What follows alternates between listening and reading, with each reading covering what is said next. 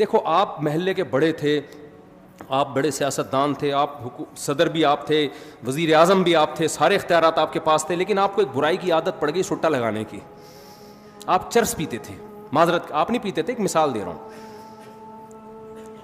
اب کیا ہے کہ لوگ آپ کی تعریف کرتے ہیں, بندہ بہت اچھا ہے لیکن ہے چرسی, بندہ بہت اچھا ہے لیکن ہے کیا, چرسی. اب آپ کے پاس ایک آپشن ہے, یا تو چرس چھوڑ دو, یہ چھوٹ نہیں رہی آپ سے, تو پھر آپ کیا کرو گے, چرس کی پیکنگ اچھی کر دو گے آپ, اور چرس کا نام چینج کر کے اینٹی ڈپریشن ٹیبلٹ. کیا خیال ہے, اس پہ برائی کا لیبل آپ کیا کر دو گے, ہٹا دو گے, تاکہ لوگ مجھے چرسی چرسی نہ کہیں, مجھے مہذب کہیں.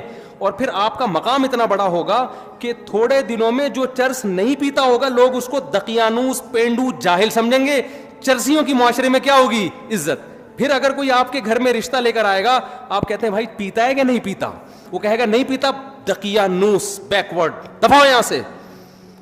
خدا کی قسم یہی کیا گورے نے ہمارے ساتھ.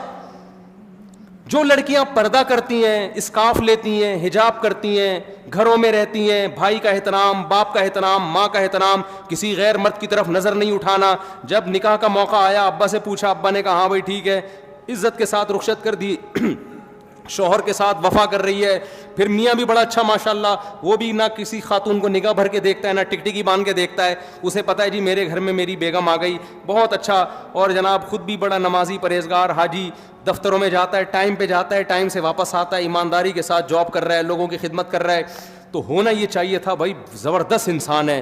لیکن اس کو لبرل لوگ, پڑھے لکھے لوگ کیا کہیں گے, ایک نمبر کا کیا ہے, دقیانوس.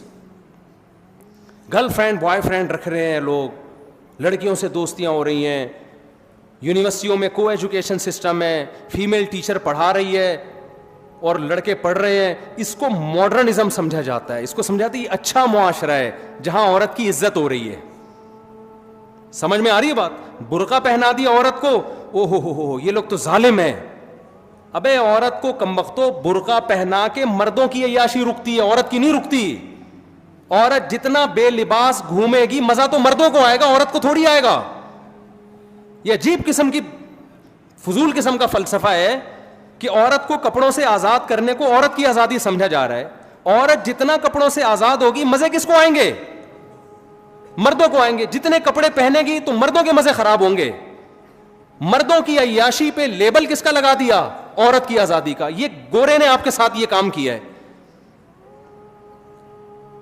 کمال کی بات ہے, ایک مسلمان جو اپنی بیوی کے ساتھ ساری زندگی وفا کرتا ہے, انڈے, آلو, پیاز, ٹماٹر, ہرا دھنیا, ادرک. آج پرچی میں کیا کیا لکھا ہوا تھا بھائی, آپ کے پاس آئی تھی نا پرچی, مجھے تو یاد ہو گئی. ایک دن تو میں نے جمعے کے دن جو ہے نا پرچی نکالی, وہ دعاؤں کے لیے پرچی دیتے ہیں, وہ میرے گھر کے سودے کی نکل آئی. اب میں بے دھیانی پڑھوں, 1 کلو آلو, 3 کلو ٹماٹر, تو ہمارا تو سارا دن کام ہی یہی ہے. ایک مرد, مسلمان مرد جو گھر میں بیوی کو ساری زندگی کھلاتا ہے اور پھر بھی تانے سنتا ہے, کیا آپ سے ملا کیا مجھے, وہ پھر بھی اس کو سہتا ہے, اس کی اولاد کی ساری زندگی خرچے اٹھاتا ہے, بچے کی پیدائش کا خرچہ اس کے ذمے, بچے کی بچیوں کی ٹینشن یہ لے رہا ہوتا ہے. اب تو دامادوں کو بھی پال رہا ہے, صحیح ہے نا, شادی ہونے کے بعد ساری ٹینشنیں ایک مرد اٹھا رہا ہے. اس کا بیوی سے صرف یہ مطالبہ ہے کہ میری مرضی کے بغیر گھر سے باہر مت نکلو. اس کو دقیانوس قرار دے دیا, بیکورڈ. عورتوں کے حقوق کا محافظ نہیں ہے یہ, عورتوں پہ پابندیاں لگائی ہوئی ہیں, بیڑیاں باندھ کے رکھا ہوا ہے. اور گورا جو کمبخت اپنے خرچے پہ, شکر ہے کمبخت کا انگلش میں ترجمہ نہیں ہے, ورنہ گورے بھی کچھ بیان سنتے ہیں نا, ان کو کیا پتا کمبخت کا کیا مطلب ہے. اگر آپ سے کوئی ٹرانسلیشن کروائے تو اس کو بولے قابل احترام. ہاں, کیونکہ بعض دفعہ گورے بھی سن رہے ہوتے ہیں, رپورٹیں آئی ہیں اس طرح کی. تو گورا کمبخت ساری زندگی عورت سے مزے اڑائے گا, ساری, بالغ ہوتے ہی گرل فرینڈ پہ کوئی خرچہ ہوتا ہے, کوئی خرچہ نہیں ہوتا ان کے. یہ آپ لوگ کے وہم ہے کہ گرل فرینڈ پہ, ان کے گرل فرینڈ پہ بھی 5 روپے بھی خرچ نہیں کرتے. گرل فرینڈ برگر کھائے گی اپنے پیسوں سے اور لڑکا برگر کھائے گا. ہمارے ہاں تو گرل فرینڈ میں آدھے ہو جاتے ہیں لوگ. وہ ایک آدمی گیا نا گرل فرینڈ کو لے کر ہوٹل پہ, کہتا ہے اللہ کے نام پہ 2 دودھ پتی دے دے. اس نے کہا کم بخت دوسری دودھ پتی کس کے لیے, اور اللہ کے نام پہ کیوں مانگ رہا ہے. کہہ رہے یار وہ گرل فرینڈ آئی ہوئی ہے. تو کہا کمبخت تو اتنا غریب ہے تو گرل فرینڈ کیوں رکھی ہوئی ہے تو نے؟ کہہ رہا رکھ کے غریب ہو گیا ہوں پہلے نہیں تھا. اتنا خرچہ کیا اس کے اوپر. گرل فرینڈ پہ پھر بیوی پہ تو اس سے بھی زیادہ خرچے ہیں. اس کے تو ماموں جب آئیں گے تو ان کے لیے سموسے لے کر آؤ, اس کے پاپا آئے ہوئے ہیں تو ان کے لیے رول لے کر آؤ, اس کے چاچا آئے ہوئے ہیں تو اس کے لیے جلیبیاں لے کر آؤ, ان کو یہ پسند ہے, ان کو وہ پسند ہے. ایک طویل سلسلہ لا متناہی, نہ ختم ہونے والا سلسلہ. ان کو کیا کہہ دیا گورے نے؟ بیکورڈ. عورتوں کے زنجیریں باندھی ہوئی ہیں. اور گورا ساری زندگی عورت سے عیاشی کرتا ہے, مزے اڑاتا ہے, 1 روپے بھی اس پہ خرچ نہیں کرتا. اور اتفاق سے 50 سال میں جب وہ شادی کر بھی لیتا ہے تو آپ جا کے پوچھیں, ایک چائے کی پیالی اپنے خرچے پہ اپنی بیوی کو نہیں پلاتا وہ. تو اس بدماشی, یہ چرس ہے نا, یہ وہی ہے کہ چرسی تھے. نام کیا رکھ دیا؟ کیونکہ مہذب قوم ہے نا, گورے ہیں بھائی, مہذب ترقی یافتہ قوم ہیں, چاند پہ قدم رکھا ہے, مریخ پہ جانے کی باتیں ہو رہی ہیں. وہ کیسے یہ کہہ دیں گے کہ ہم مہذب لوگ نہیں ہیں؟ وہ کیسے مان لیں؟ تو انہوں نے کیا کیا؟ تہذیب کی ڈیفینیشن کو کیا کر دیا؟ چینج. میں سمجھا پا رہا ہوں کہ نہیں کھوپڑی میں آ رہی بات؟ انہوں نے تہذیب کی ڈیفینیشن کیا, کیونکہ یہ تانا کہ ہم ان کمبختوں کو, ہمارے جیسوں کو ہم کہیں یہ مہذب ہیں, ان کے ابا ہوتے ہیں, ان کے بیوی ہوتی ہے, ان کے ماموں ہوتے ہیں, ان کے چاچو ہوتے ہیں, ان کے سالے ہوتے ہیں, یہ مہذب ہیں. نا نا نا نا نا, مہذب تو ہم ہیں. ابے تم کہاں سے مہذب ہو گئے؟ تم تو شراب پیتے ہو, تم تو زنا کرتے ہو, تم تو عورت سے وفا نہیں کرتے, تم تو ابا کو اولڈ ہاؤس میں جمع کرا دیتے ہو. بڑھاپے میں تو جنت کمانے کا ٹائم ملا تھا تمہیں ان کی خدمت کرتے, تم اس وقت ابا کو اولڈ ہاؤس میں جمع کرا دیتے ہو. وہ کہتے ہیں اس سے کیا ہوتا ہے؟ اولڈ ہاؤس میں ان کی خدمت گورنمنٹ کرتی ہے, زیادہ اچھے طریقے سے پلتے ہیں وہ. اور اگر لڑکی راضی ہے تو ہم نے زنا کر لیا, تو زنا کیا ہے؟ یہ تو آپس کے ریلیشن ہے. انہوں نے تہذیب کی ڈیفینیشن کو کیا کر دیا؟ چینج.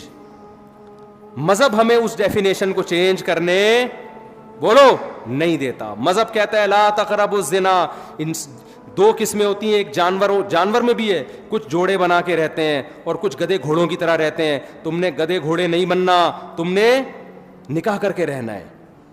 تو اللہ نے کیا کہا؟ پیدائش کا مقصد ہے اچھا بننا, اور اچھے کو ڈیفائن بھی اللہ نے خود کر دیا کہ اچھا وہ ہے جس کو میں اچھا کہوں گا. اللہ نے کہا سود مت کھاؤ, مزاربہ, شرکت, اجارہ کے طریقے پر پیسہ کما سکتے ہو, سود کے طریقے پر تمہیں پیسہ کمانے کی اجازت نہیں ہے. اللہ نے کہا کہ یہ تمہارا باپ ہے, اس کے سامنے تم نے اف کیا تو تم اللہ کی نظر میں برے لوگوں میں شامل ہو جاؤ گے. بدنظری کی اجازت نہیں ہے. تو یہ دوسرا فرق ہے. تیسرا فرق کیا ہے؟ یہ یعنی غیر مسلم میں اور ہم میں 2 فرق میں نے بتا دیے. تیسرا اور آخری فرق بتا کے اپنے بیان کو ختم کرتا ہوں. دیکھو تیسرا فرق کیا ہے. اسلام نے آپ کو رہبانیت کی اجازت نہیں دی ہے. آپ کہہ سکتے ہیں نا ہمارا ہدف جب آخرت ہے تو مفتی صاحب پھر ہم ڈاکٹر بننے کو چھوڑ دیتے ہیں, کیا خیال ہے؟ پھر ہم سائنٹسٹ بننے کی کوشش, بولو نا, نہیں, پھر ہم اللہ اللہ کرتے ہیں, بس بیٹھ جاتے ہیں مسجد میں مصلی ڈال کے. یہ نہیں ہے. لا رہبانیت فی الاسلام. نبی صلی اللہ علیہ وسلم کے پاس چند صحابہ آئے, انہیں ایک نے عرض کیا یا رسول اللہ میں ساری رات تہجد پڑھوں گا, کبھی آرام نہیں کروں گا. ایک نے کہا میں زندگی بھر کبھی نکاح نہیں کروں گا. ایک نے کہا میں گوشت نہیں کھاؤں گا. آپ نے کیا اس عمل کو رہبانیت قرار دیا اور فرمایا میں تو نکاح بھی کرتا ہوں, میں تو آرام بھی کرتا ہوں. مر رغب عن سنتی فلیس منی, جو میرے طریقے سے ہٹے گا وہ مجھ سے نہیں ہے. لیبل وہ اچھا لگا رہا ہے لیکن اس کو اللہ اچھا نہیں کہے. آپ کو کوئی کام کرنے سے نہیں روکا.